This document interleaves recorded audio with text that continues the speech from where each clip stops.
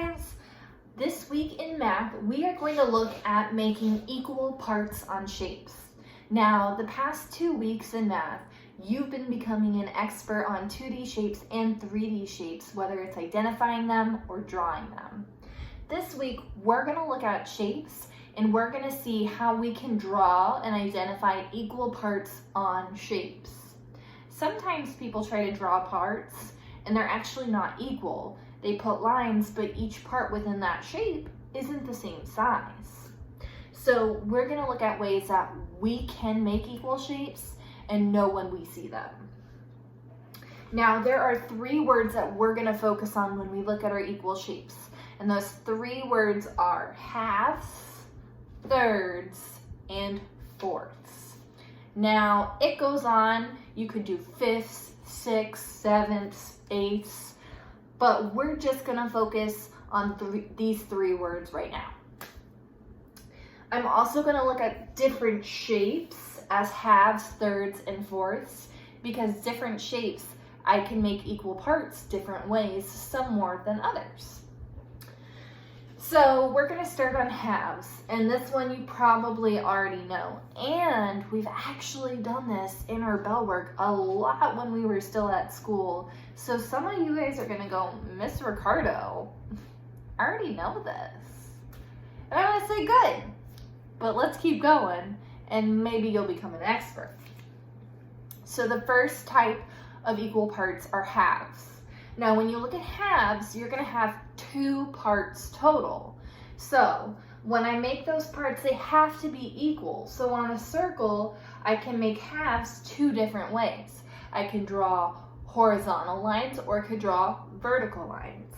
When I look at a square or when I look at a rectangle, I can make equal parts by doing horizontal lines, vertical lines, or diagonal lines when they're across. And each part within those shapes is still equal. It's the same size as the other part within the shape. Now a triangle, I can't make as many equal parts with that. So I really only have one way to do equal parts when I'm doing halves on a triangle. Now, I'm also going to give you guys kind of like a bonus. Something that you talk more about in 3rd grade than you do in 2nd grade, but you guys are super smart, so I'm going to include this too. When you talk about halves, it's the first step you take into fractions. So let's say I'm looking at halves on a circle, and I see that 1/2 of my circle is shaded. So 1 equal part of the 2 equal parts is shaded. So if I were to write that in a fraction, I have 1/2 that is shaded and 1 that's not. But there's 2 parts total. So that fraction would be 1/2. Sometimes you go, Miss Ricardo, how do I write a half? Well, it's 1/2. All right, the next way I can make equal parts on shapes is in thirds, which means I have 3 equal parts. So on my shapes, it gets a little bit different here, but each part is still equal. I did my best to draw it. So on a circle, I can make thirds one way. On squares and rectangles, I can make thirds 2 different ways.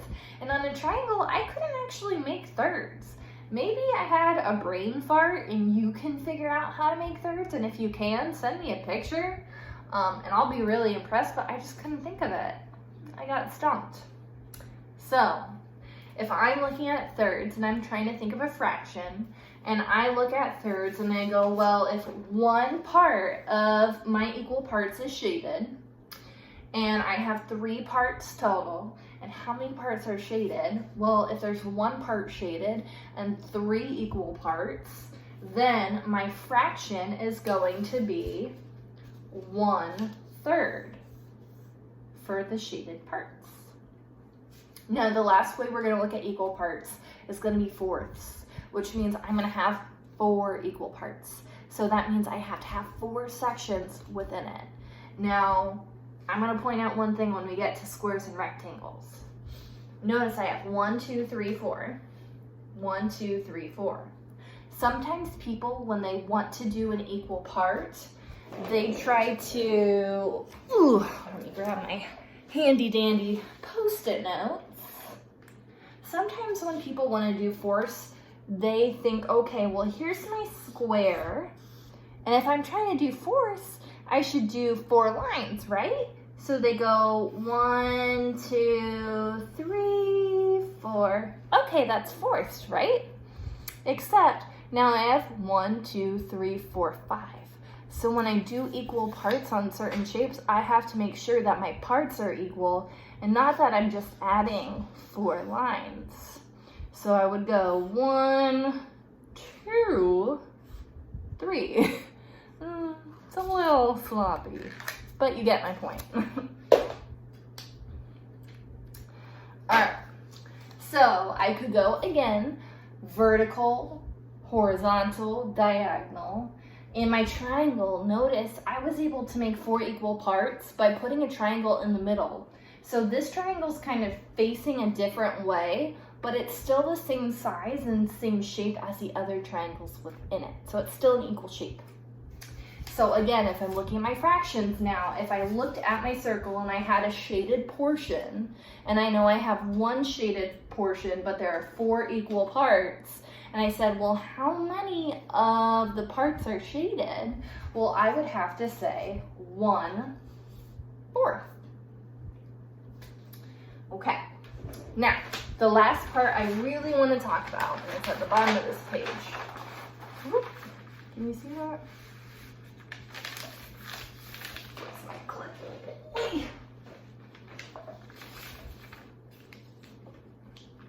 Okay. So the last thing I want to talk about is there are some that were not equal parts, and we kind of just tiptoed in this before.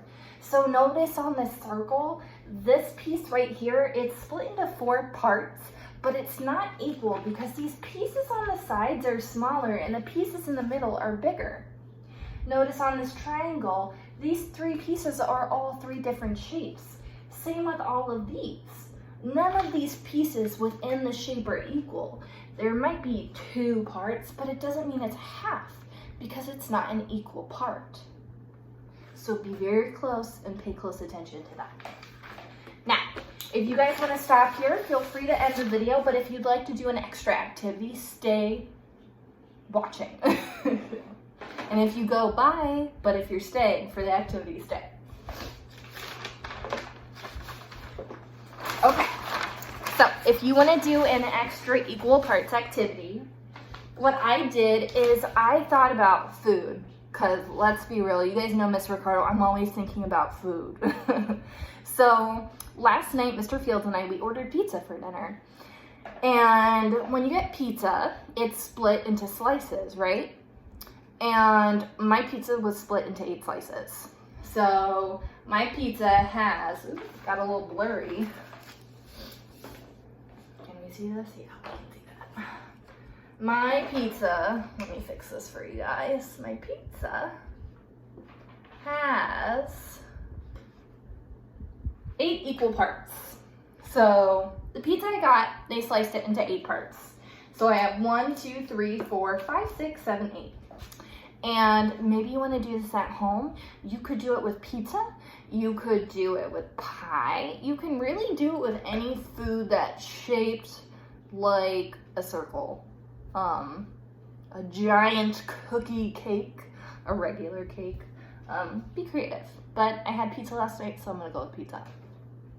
So if I'm thinking about my equal parts and fractions, and that's what we're gonna talk about, equal parts and fractions now.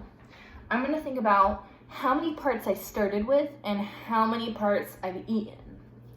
Okay, so let's say Miss Ricardo got hungry, woo, and I ate a slice. Now, I ate a slice of my pizza. And I said, okay, well, how much of the pizza did you eat, Miss Ricardo? Well, I ate 1 slice, and there were 8 slices total, which means I ate 1 of the 8 slices. Okay, but Who just eats one slice of pizza, guys? Am I right? Well, it wasn't just me at home. Mr. Fields, he loves pizza too. He ate some pizza, you know he did. So now I say, okay, how much pizza did you guys eat? And I ate a slice and he ate a slice. So now I have 2 slices of pizza that we ate. Out of how many equal parts of pizza was there? There were 8 parts. So now we've eaten 2/8 of my pizza. Do you guys think we were done eating yet? No. Okay. Well, I ate another slice. So now we have 3 pieces eaten of how many slices? 8 slices. So we've eaten 3/8. But then, of course, you know, Mr. Fields, he ate another slice of pizza too. So far we've eaten 4 slices of a total of 8 slices. Now let's say I asked you a different question and I said, okay guys, how much of my pizza is left? Well, now I have to think about it a little bit differently. Now I have to go back to my pizza knife to see how many slices do I still have. Well, I still have 1, 2, 3, 4.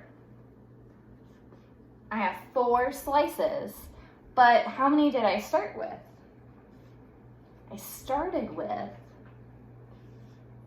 8 slices. So if I asked you how many pieces of pizza do I have left? I have 4 of my 8 pieces left. All right, guys, if you try this at home, it's really challenging. So kudos to you. This is definitely a little harder, but I figure you guys are bored at home and you might want a challenge. Let me know if you give it a try. Bye.